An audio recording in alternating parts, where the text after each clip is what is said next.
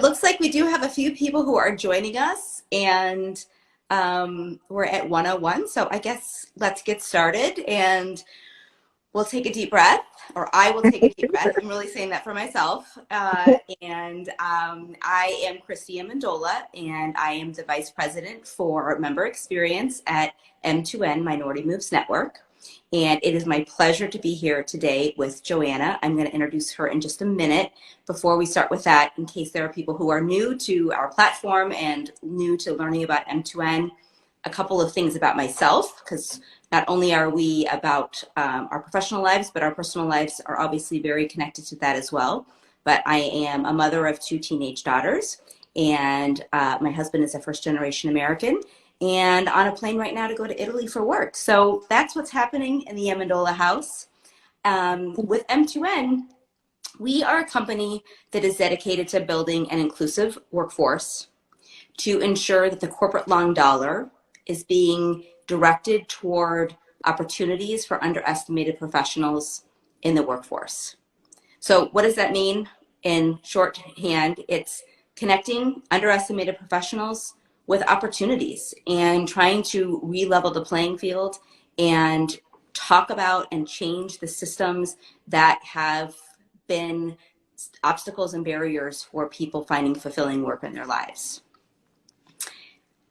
We chose the word underestimated really carefully, and I like to point it out because I think it's an important way of framing the group of people that we're talking about. It's people that have incredible values, skills, perspectives, but for whatever reason, usually due to systemic obstacles and barriers, haven't always been given the same opportunities to put those towards their work in corporate America. And so that's a really important distinction that we like to make. And we are a place that is inclusive and welcome people with different race, gender, religion, sexual orientation to be a part of our community and to have that intersectionality between various identities that are important to themselves.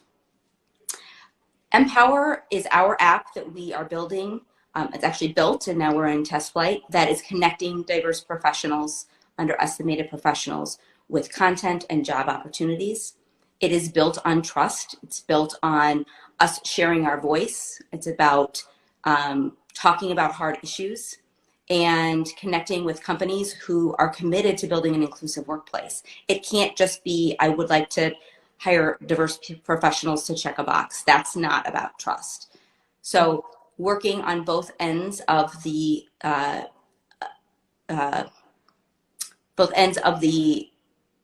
problem of supporting individuals and supporting companies. Members trust that MPower is a network that's built for underestimated professionals, and organizations trust that MPower has a diverse talent pool that can contribute and will contribute productivity, value, expertise to their company. So one of the ways that we're building trust is through our partnerships with our content creators, and Johanna Smith is one of those. And our content creators are people who are experts in their field, have a unique perspective, are willing and interested in sharing that with others. And we want to amplify their voice. That is my role, is to find the Johanna Smiths of the world and give them an opportunity to share that perspective with our members and build a community and build trust and build connection. So I will introduce Johanna, and then I will actually ask Johanna to speak a little bit about herself as well. But she is the creator of Harmonious Balance. I have to say that the moment I watched her first video, I was taken for, it was so powerful, and I knew immediately that I had to connect with her. And what I love about what Johanna is able to do through her content is she has a perfect mix of humor and genuineness and honesty that brings perspective to the conversation. And that is such a fine balance to find. And so I would love for you, Johanna, to tell us a little bit about yourself, and then we'll get into a couple of questions, just sharing about what we're doing together. Okay, well, thank you. There's a truck going by. I'll let the truck pass. so I don't have to talk over that, but it seems to be gone now. Um, I'm very happy to be here and excited about our partnership and just to be able to share a little bit more because we're trying to make some serious impact here in the world. So I'm very excited. Um, as Kristi said, my name is Johanna Smith. I was born and raised in Gary, Indiana. I have lived several places though. I think I've moved as an adult. I've moved like 5 or 6 times. So I'm now in the Los Angeles area. Never imagined that I would be here in LA, but I am, and I think it suits me well. I think it agrees with me, so I'm very happy with where I am right now. But like I said, I was born and raised in Gary, Indiana, very much an inner city, even a city that's been counted out so many different times. But I said that to say that at my core, I actually really just consider myself to be an around the way girl. Um, for those who get the LL Cool J reference. But this around the way girl has had some interesting life experiences and educational experiences. And I'm an engineer turned career coach. I have my bachelor's degree in mechanical engineering and a master's degree in counseling. And the short reason as to how that all works for me is that I just decided I wanted to use my strengths and abilities to help people instead of, at that time, building a car because I worked in the automotive industry. That it just seemed it would be much more meaningful to me to put my skills to use to build up people. I didn't like cars that much to put forth the energy and the effort that was asked of me. So after some contemplating, I decided I wanted to help people and particularly help them find rewarding careers. And so I got my degree in counseling and I've worked in higher education as a career coach, career advisor, career counselor, whatever you want to call it, advising and working with students all the way from undergrad, all the way up to PhD, and even alumni, helping them figure out their career management and career development. So I've had a lot of conversations, and I think that when I look back on the totality of my experiences, my education, my natural skills, I've just drawn a few conclusions, and I just try to be circumspect. Am I echoing? Nope, it sounds great on my end. Okay. I just try to be circumspect more than anything. I learned along the way that I have a little bit more of a natural listening ability, that people find me to be a trustworthy person. So I would sit and I would just listen and take in all this information. And as a result, I would have a lot of data to kind of work with to be circumspect about whatever it is that we're talking about. So I think that that's something that's a little bit more unique. And I just really wanted to use that to help people. I've met too many people that were not happy with their lives, not happy with their career choices. And in my mind, I was like, we could actually do something about that. So that's the gist of my career story. Excellent. And I think, having that broad range of skills and that own transition and maybe even transformation that you've gone through in your life is, I think, what positions you so well and so uniquely with our platform and with our members, because that is what we're encouraging our members to think about, is what is it that is fulfilling for them? How can we try, we all end up at times in jobs of circumstance, but if we can take a moment to think about what would the opportunity look like to be fulfilling, and then have a group of people, a community, a network, people like yourself, Joanna, encouraging and guiding, what does the future look, and how is it different, and giving that sense of hope and a different future. Yeah, for sure. I know I said I find myself wanting to be the champion of people's dreams. Because for the most part, a lot of times, particularly in our communities, we're so underserved and our basic needs, we struggle to meet those, that we really can't see past that. So if it's not something that's going to a career that's going to address the basic needs, if we don't understand how it's going to do that, then we're not paying any attention to it. So a lot of people's dreams have been canceled or dismissed, and they've shut down on them. But through the course of my life, I was like, oh, there's a whole bunch of possibilities out here. It's just a matter of figuring out how to get to it. So I feel like I want to champion people's dreams. When they tell me something that they really, really are interested in, particularly if it's been something that's been shut down in the past, I'm like, well, let me try to breathe a little bit of life into it. I can't make any guarantees about anything, but it doesn't have to, the dream doesn't have to be foreclosed upon. And that's one of the things I really, when I've worked coaching with students and individuals, they're just like, yeah, we don't have to foreclose on that just yet. Let's see about it. No.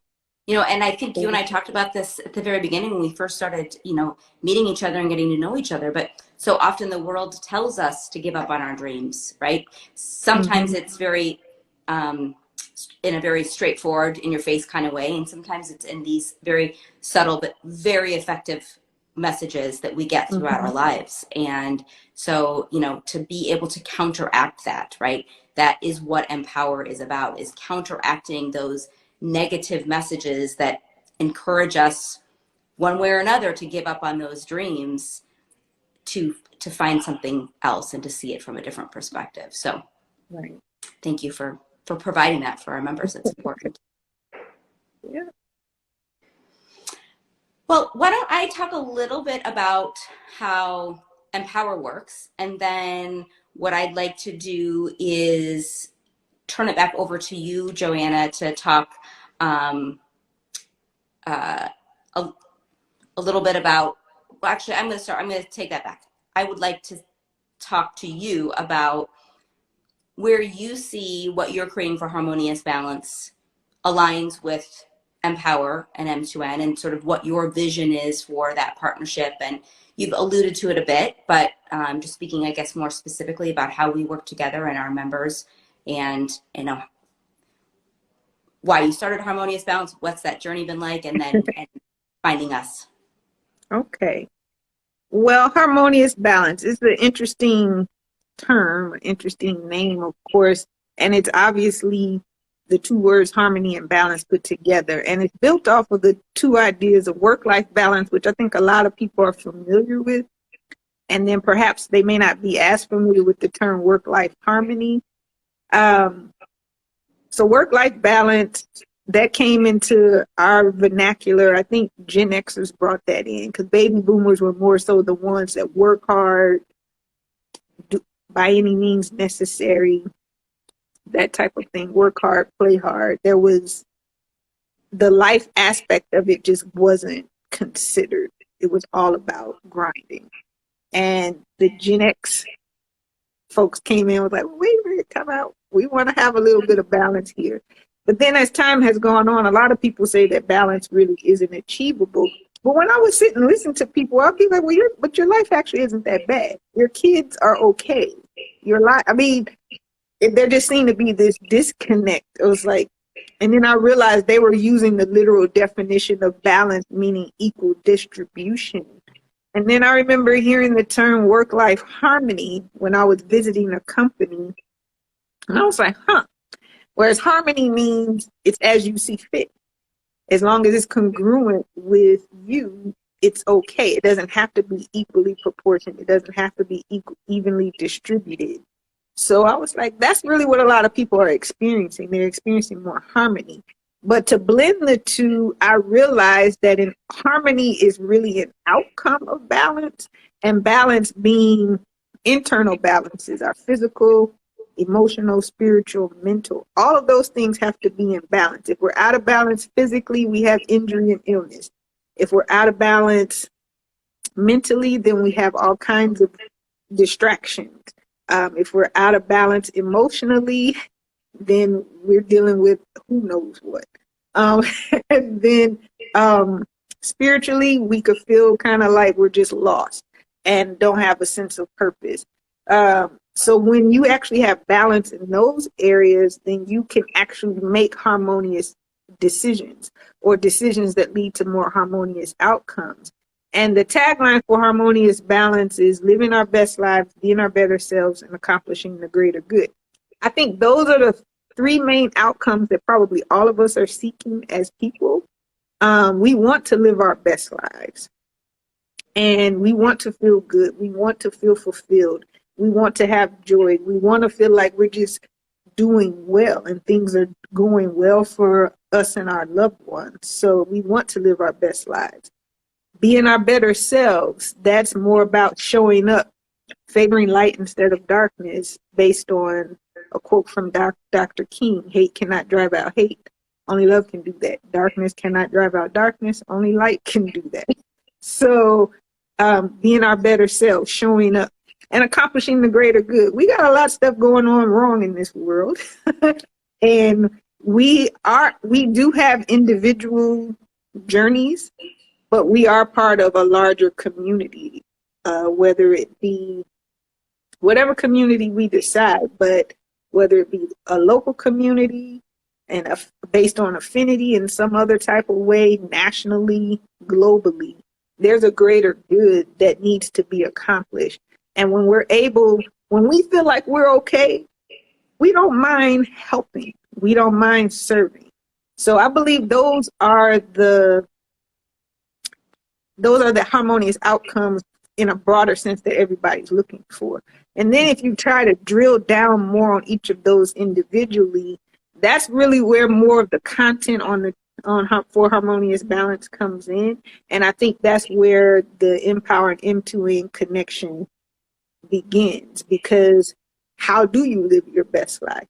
How do you show up as your better self? How can we accomplish the greater good? And all of that is kind of working concurrently, and it's all over the place sometimes. But we do have to address a lot of things, and particularly with the counseling background that I have, we actually have to have some tough conversations in order to move forward with certain things. It's not just on the surface having wonderful, inspirational, motivational conversations. It's like, okay, we got to do some collective therapy here. And so I try to address topics that'll help us deal with whatever the root cause is so that we can actually move forward.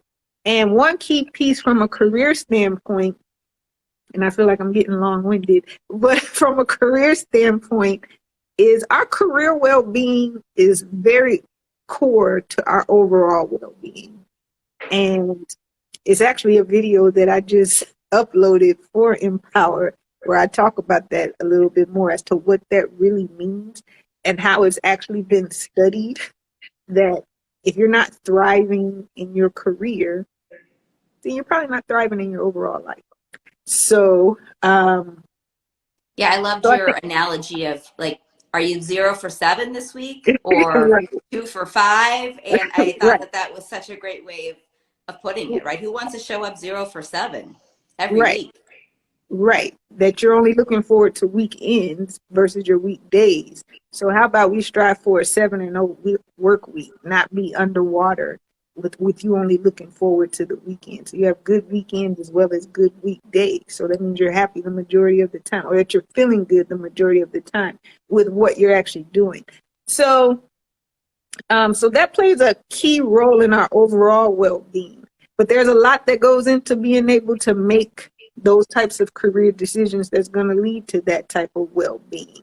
When we're diversity and inclusion, the topic is so charged in so many different ways, and it's been co-opted in so many different ways, that we can feel paralyzed and feel like we're never actually going to allow for this thing that we're really striving for to ever come to fruition, particularly in the workplace.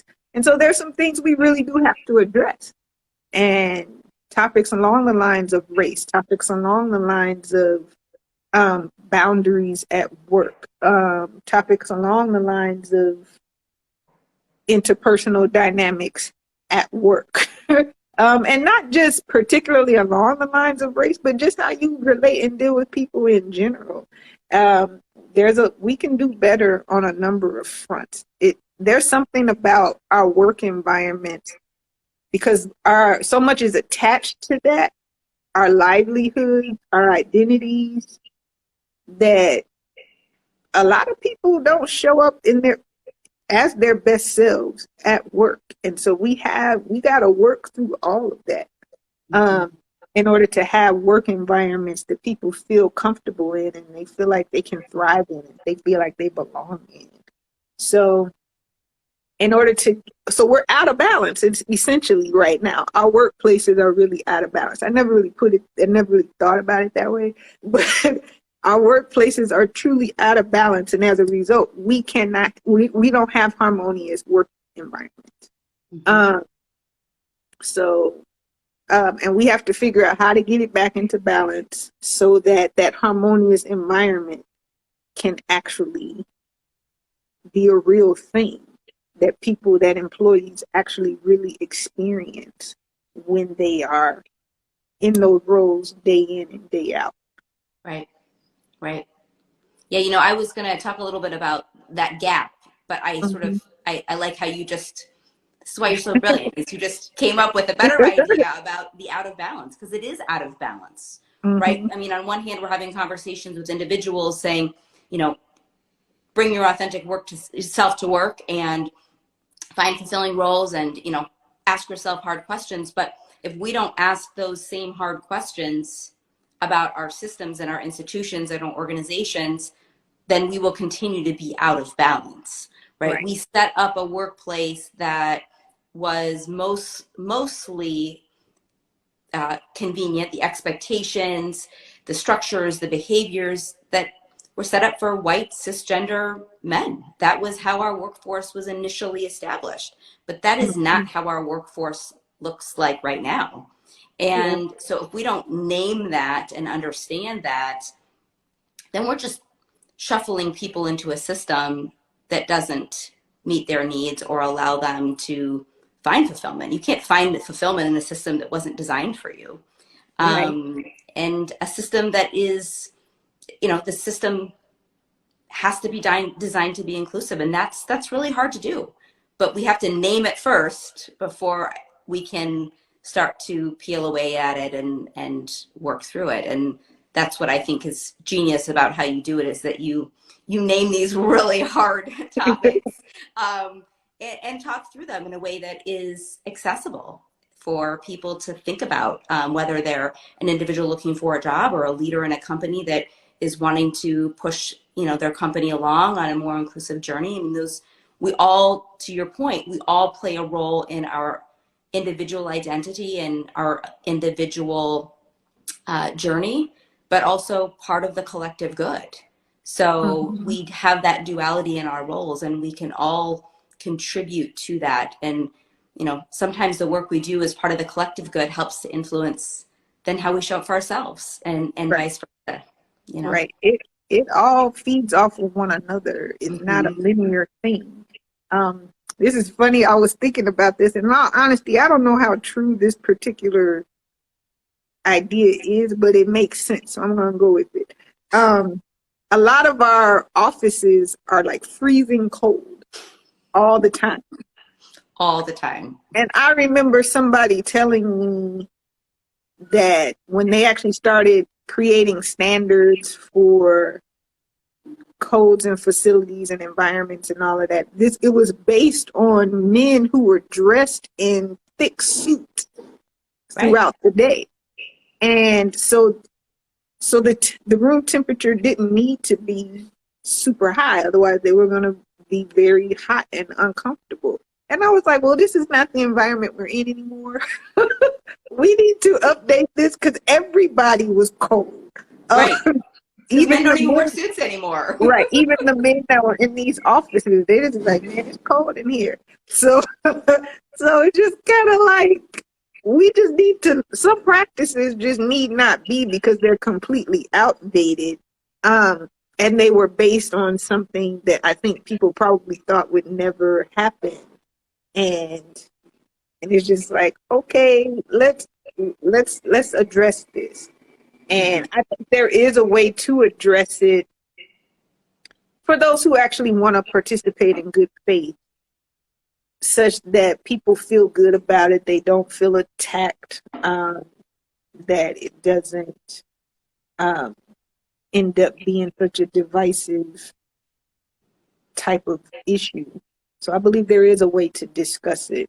And that's really what I try to do. Like, hey, let's just give you some ideas to think about. Right. And we don't have to, and nor should we expect ourselves to be able to tackle it all at one time, right? Right. It's just, it's a lot to unpack all of the messages, the systems, the interactions that we've had for our lifetime. You can't undo all of that or reframe all of that at once. But if you start to heighten your awareness, put your viewpoints in a different direction, or listen to or hear something new or different, it will start to build a different sense of your own reality. And I sometimes like to use the analogy, it's so like if every day you go on a walk and you find a little pebble and you put it in your front lawn in a little, rock garden, in a year or so you're going to have a rock garden. You didn't bring in a huge boulder one day and just change the whole front of your landscaping, but day by day you just added something new. And I hope that is sort of what Empower brings to people, as for our members, is day by day there's something new, and it will start to sort of change the narrative in your head. It will start to impact the way you show up. It'll start to have an effect on how you are engaging in with the common good. And those are all, I think, important ways for us to all feel fulfillment in our lives. Right. And it's just so needed. And I think that's what drew me when you reached out and shared the information. I was like, yeah, this makes complete sense. And this is so necessary. Yeah, from using the term underestimated, because I believe that's truly what's at the heart of it. Well, that among other things, but this idea that they truly do underestimate groups that are different. It's automatically assumed to be less than, and that's not fair, and it's just not correct. Right. But just the idea of how this topic has been so co-opted. It's an honorable mission to seek equity and to be inclusive, but how it's been co-opted through a whole manner of things. So how do you see MPower really filling that gap? What does that really look like? Well, I think it's comprehensive, right? It's about supporting individuals, and it's about guiding company leaders, and speaking about the company leaders, we have a lot of empathy for that role too, right?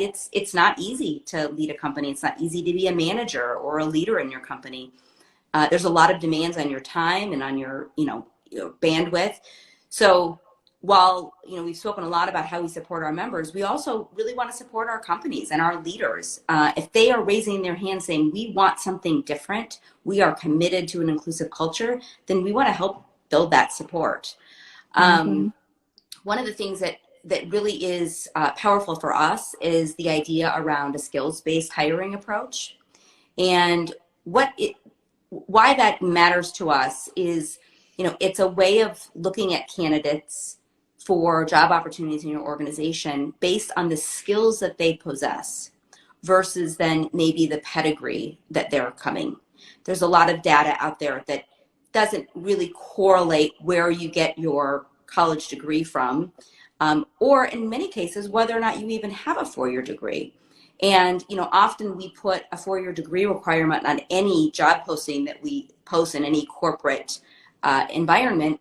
And for many of those, that can eliminate 75 to 80% of the candidate pool.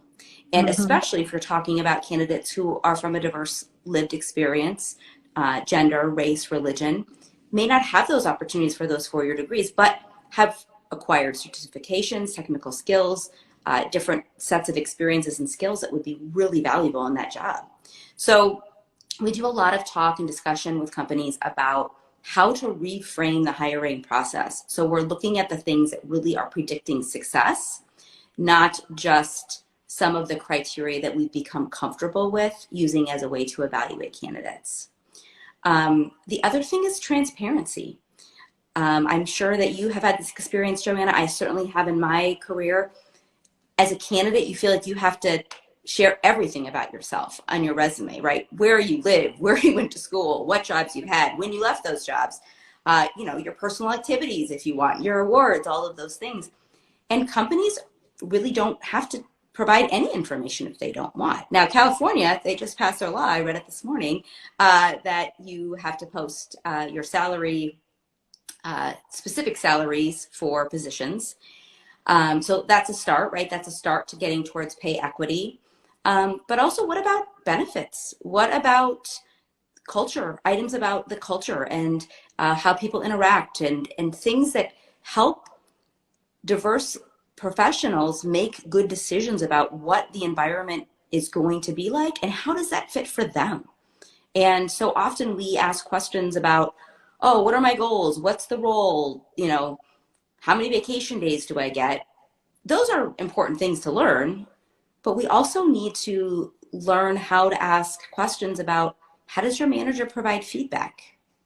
That's a sign of, is it a psychologically safe environment?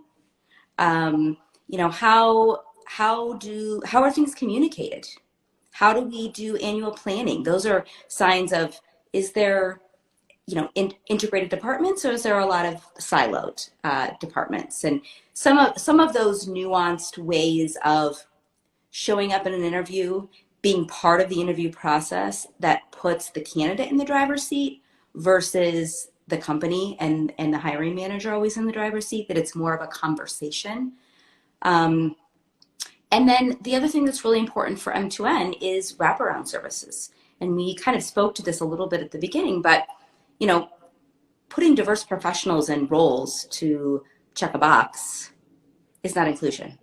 Right. It's just putting people in a difficult situation. Yeah. So how do we help guide leaders to know how to build an inclusive environment? So if that's about onboarding, if that's about promotions and pay equity, if that's around DEI training and services, if that's about looking at our communities and how do we show up as a company, both internally for our employees and externally for our customers, right? It's not just about equity and inclusion internally, it's also about externally and building that trust with our customers. So those are some of the high level things that M2N and MPower is working with companies to help create an environment that is ready and receptive and is growing in an inclusive way so that our members, when they are looking for jobs, have a place that they can land and have a place that will be a welcoming place for them to contribute their talents and vision and expertise. Yeah, the idea of being empowered, which why I think the name is so apropos. Like, yeah, this is it. That so many times as the job seeker, we feel like the power dynamic is solely in favor of the hiring person or organization. But we very much have power in that process. And what a lot of people don't realize this until they become the hirer, what a painstaking process it really, really is.